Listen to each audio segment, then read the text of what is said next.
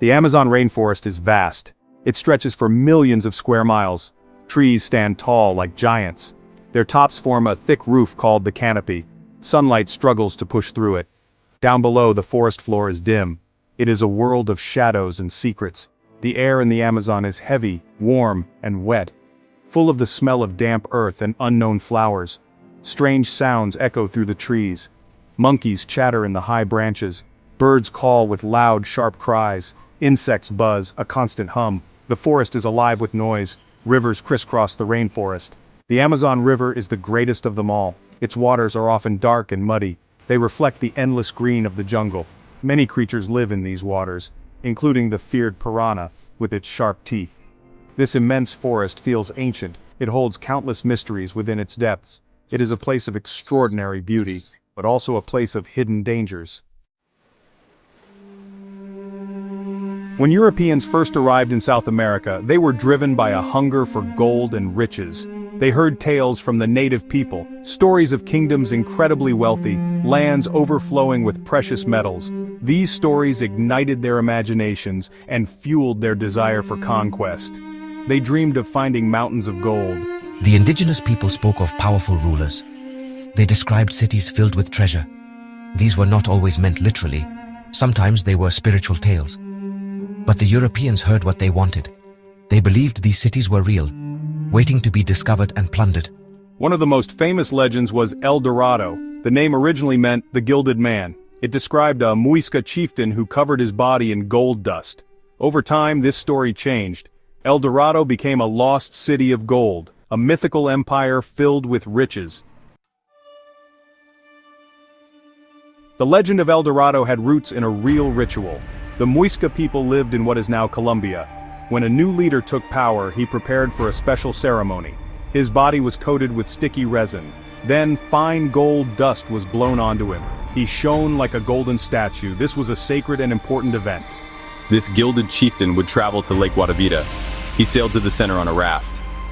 With him were priests and precious offerings. Gold objects and emeralds were cast into the water, a gift to the gods who lived there. For the Muisca, gold was not just wealth, it was a sacred material. It held spiritual meaning and power. Paititi, the lost Inca city, held a different allure. It was a symbol of survival, a hidden sanctuary for a fallen empire.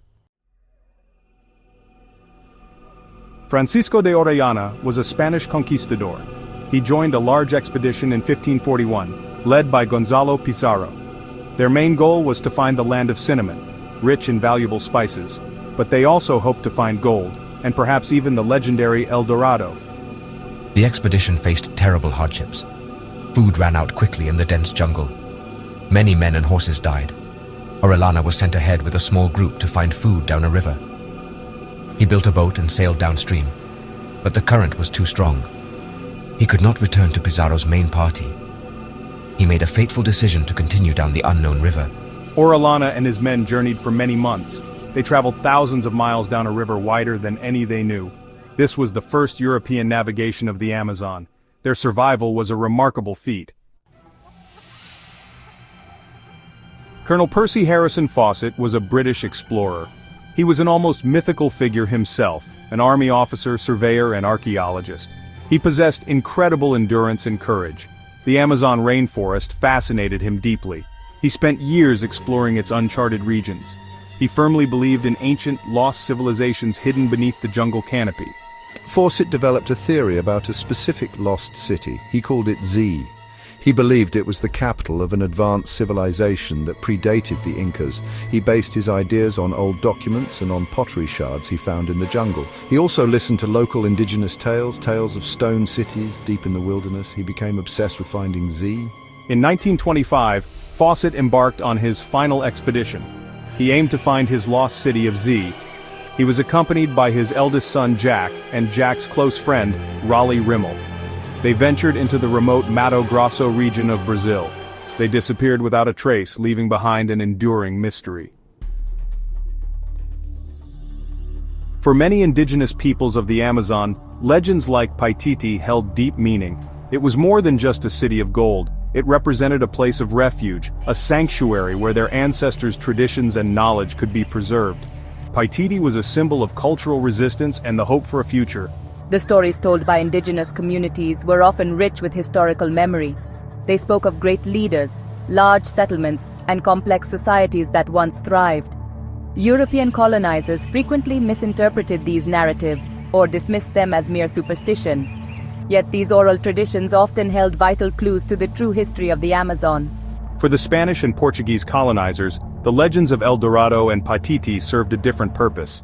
They became a justification for their actions. Why do these tales of lost cities still captivate us? The allure of El Dorado and Paititi is timeless.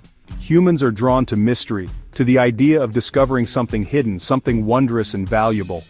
The promise of treasure is powerful, but so is the thrill of adventure and the chance to solve an ancient puzzle. These stories speak to our deepest desires. Today, the search for lost cities continues, but explorers now have new tools. Satellites orbit high above the Earth, capturing detailed images of the rainforest. LiDAR technology can penetrate the dense canopy, revealing the shapes of ancient structures on the ground. Archaeologists use these methods to find clues to settlements long swallowed by the jungle. This technology offers fresh hope. Recent archaeological discoveries are changing our understanding of the Amazon's past. Scientists have found evidence of large, complex societies that once flourished there. They built extensive earthworks, causeways, and villages. The idea of the Amazon as a pristine wilderness untouched by significant human presence is being revised. The search in many forms goes on.